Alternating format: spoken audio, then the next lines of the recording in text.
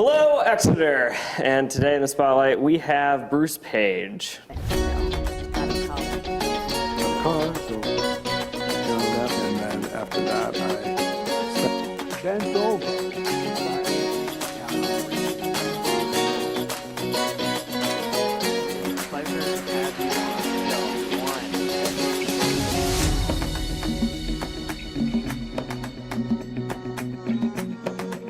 Bruce.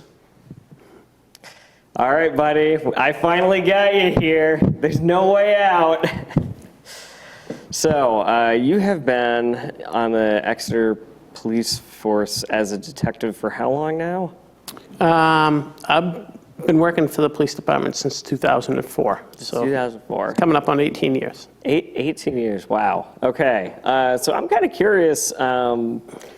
18 years in Exeter. Before that, you worked in Hampton. Did you work on any other departments prior to Hampton? So I worked in Hampton for 2 summers, and I worked in West Newbury, Massachusetts for a year. A year. Yep. Okay. So they can actually hire police just for like one season out of the year? Or? So when I got hired in Hampton, I worked part-time there, and then West Newbury was part-time. So basically what I was doing was I was looking to catch on full-time somewhere. So kind of getting your foot in the door, working at places part-time, trying to make a good name for yourself, and then getting hired full-time was the goal. Nice. Nice. So I'm kind of curious, what sort of drove you in the direction of wanting to not just become a police officer, but also a detective? So I guess if you look at my high school graduation yearbook, it says my goal in life is to become a police officer. So graduating from high school where I lived, I got a job right out of high school. And from there, I kind of worked my way up through the ranks of the job and started, low, and then worked my way up into like a part-time management, making decent money. And then where I worked, the place closed down. So they offered me a move. They said, you can either go to Cincinnati, Ohio, or Belvedere, New Jersey. Which one do you want to move to? And I was like, well, hold on.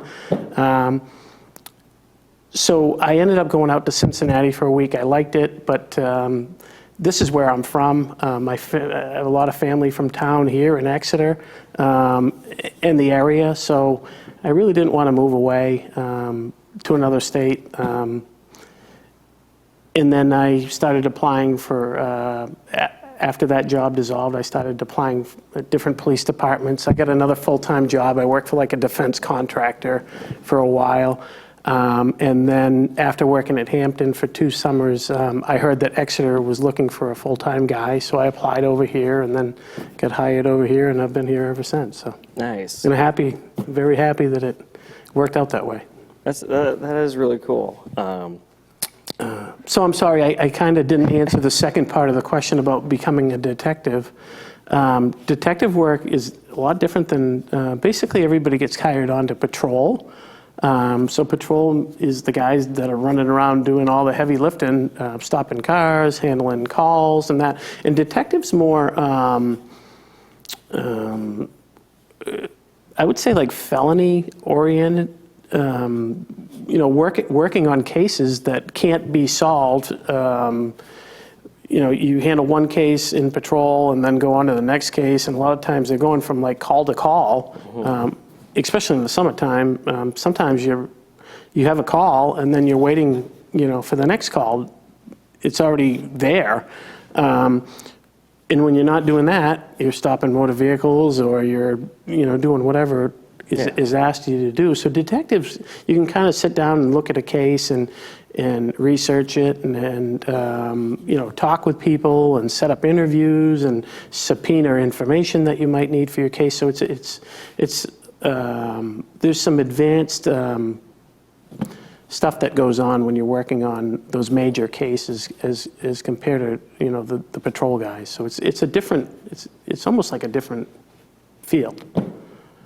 So I was definitely interested in that, working cases through and coming to a resolution for them. So that's when I went into detectives. I've been in detectives I was in detectives for a little while, and as the drug detective, and then I did that for a little while, and then I came back into patrol, and then now I've been back in detectives as the community resource officer for about 6 years. Nice. So, Yeah, because I think we still have a lecture of you at the library. when's that from?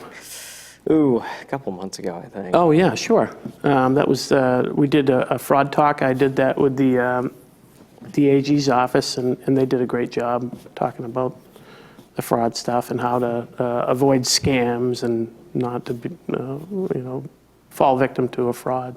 Yeah.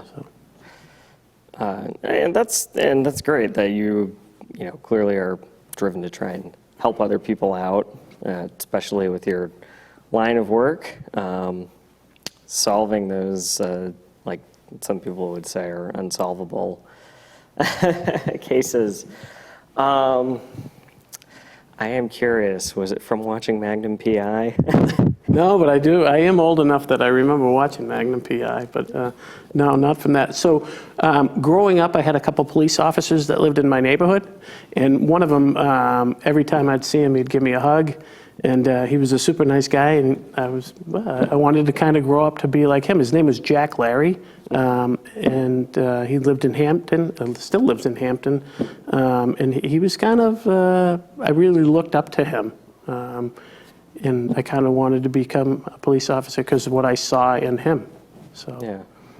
And do you also see that somewhat like in the community here, like people have maintained that friendliness where it would inspire someone to really want to get that invested in terms of their career?